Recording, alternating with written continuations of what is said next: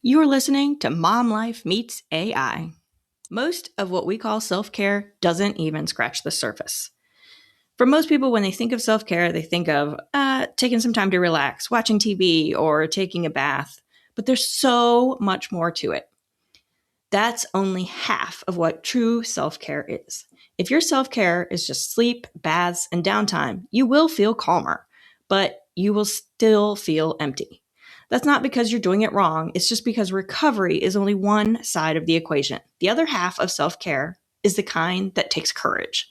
It's the kind that asks you to stop ignoring what your heart has been asking for. Today, we're talking about courageous action, the self-care that doesn't just soothe you, it fills you. Less overwhelm and more time for you. You're listening to Mom Life Meets AI.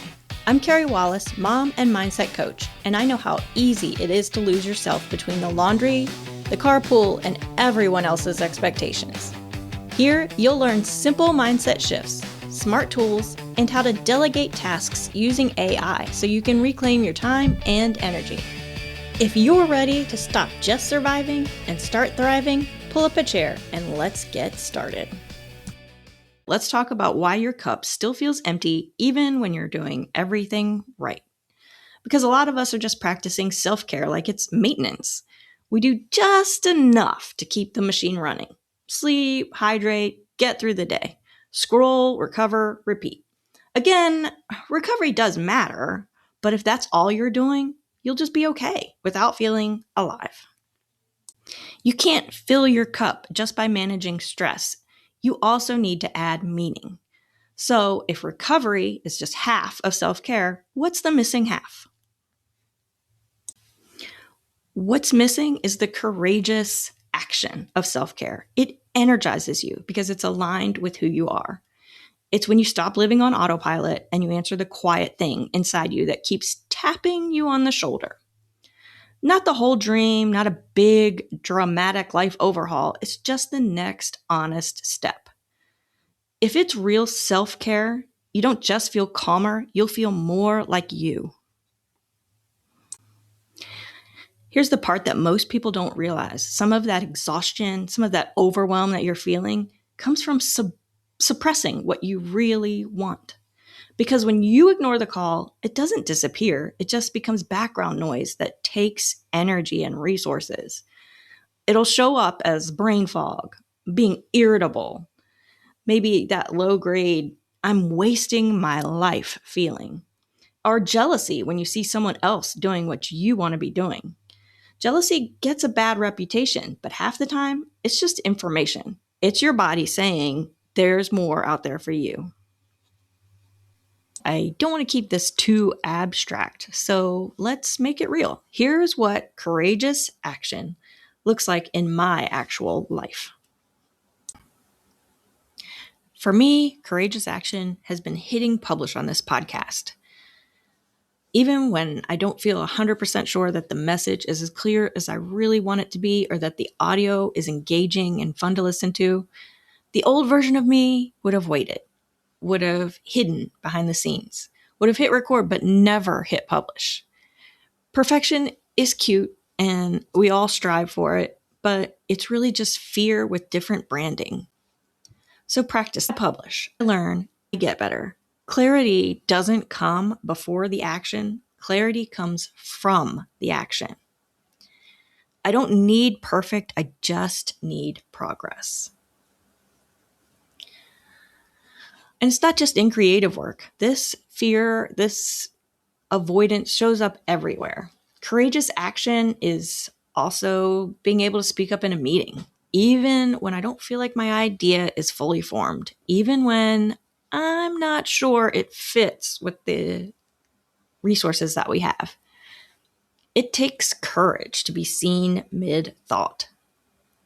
So here's what I've learned. If I wait until it's flawless, I'm just silent. I become invisible. But if I speak up, then I contribute and I can sharpen my idea in real time and with the help of the other people in the meeting who have great ideas too. My voice gets stronger from being used. An imperfect idea out loud beats a perfect idea trapped in your head any day. Sometimes courageous action isn't just mental, it's physical. Courageous action is as simple as just walking into a gym class, even when I'm not sure I can keep up with anyone else in the room. Because the fear isn't really about the workout. It's a fear of comparison. It's a fear of being a beginner. And it's just a fear of being judged. But every time I walk in anyway, I'm telling myself I'm allowed to start messy. I'm allowed to grow in public. I'm not here to prove that I'm the best. I'm here to get stronger. And you don't get stronger by sitting on the sidelines, checking the gym schedule, or reading reviews. You get stronger by showing up and being consistent. Here's the one thing that I know for sure. Doing the hard things, the courageous things, make me a better person. Even when it turns out as bad as I feared and I fail miserably, I still win because I survived it. I learned from it, and the next time I step out, it will be easier. Every rep builds my self-trust. Courageous action can look like starting on that book. Maybe not publishing right away, but writing 200 words today. Public speaking. Maybe you're not confident. Just show up in a room where you're a beginner. Or joining a women's group. Walking in and staying for 20 minutes, introducing yourself once. Maybe it's starting that business or podcast or taking that class. Making the first move that's irreversible. Sign up, send the email, post the first thing. It will feel scary and it might even feel inconvenient, but pay attention to that fear. It's always at the door, but once you're inside, it will become fuel. Once you've taken that first action, the fear doesn't necessarily go away, but you just start managing it better. And after you pile on more courageous action after courageous action, you're going to start feeling a whole different peace that you never knew was there. If you're listening and you're thinking, why does this feel so hard even when I really wanted? Here's why. Your brain hears courage, but it translates it to danger. Not because you're weak, because it's doing its job. New things, the uncertainty, the social risk, or the discomfort of that potential threat makes it try to keep you safe. It tries to keep you avoiding that situation. But every time that you avoid that situation, that you escape and don't take the action, you're failing yourself. You're failing by avoiding it. You fail 100% of the actions that you do not take. So, how do you know that you're taking the courageous action side of self-care? Well, one way to figure that out is to ask yourself, will future me thank me for this? When you're on the other side and you've done the thing, will you feel accomplished? Will you feel like you've moved in the right direction? And sometimes the fear will be overpowering and you can't see the other side. But if it's something that's been on your heart for as long as you can remember, like so many people who dream about writing a book, then that is your sign. When you're on the other side and you've written that book, you know that you'll feel better. Even if you never publish it, just the act of writing it is the self-care. Okay, so there's a 4-step method to make this a little more practical and help you apply it to your life. First of all is name the call.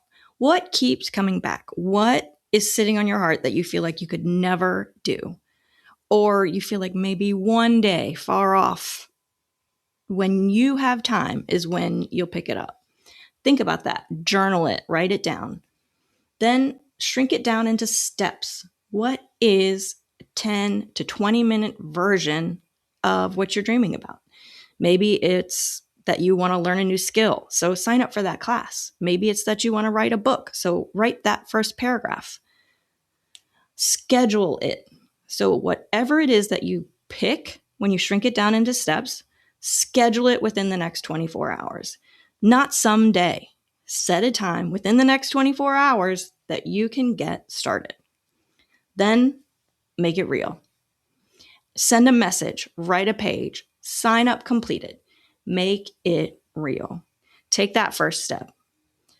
Whether you succeed or you fail, you've learned. You can still be better. Become a person who can handle it. So, when I say courageous action, I'm not talking about, becoming fearless. I'm talking about becoming available for life. If you've been waiting to feel ready, stop. Ready isn't a feeling. Ready is a decision.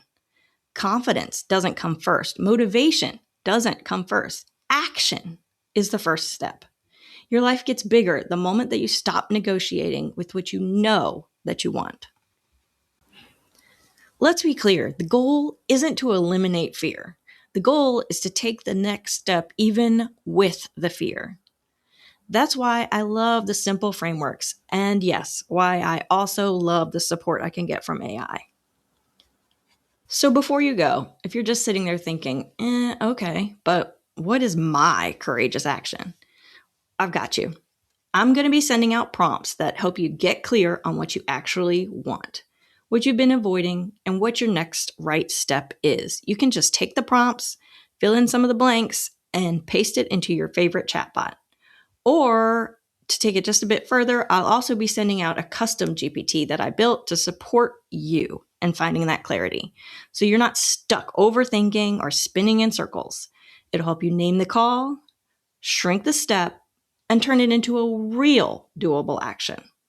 So if you're looking for that type of support, make sure you're on my list because we're not just talking about courageous action, we're practicing it. What's your version of hitting publish? What's your version of speaking up in that meeting? What is your version of walking into the room anyway? If this episode left you feeling clearer or more inspired, share it with a friend. Because us moms need to stick together. For more support and simple AI tools designed to help you reclaim your time, head over to momlifemeetsai.com and join our community. Thanks for listening. See you back here next week.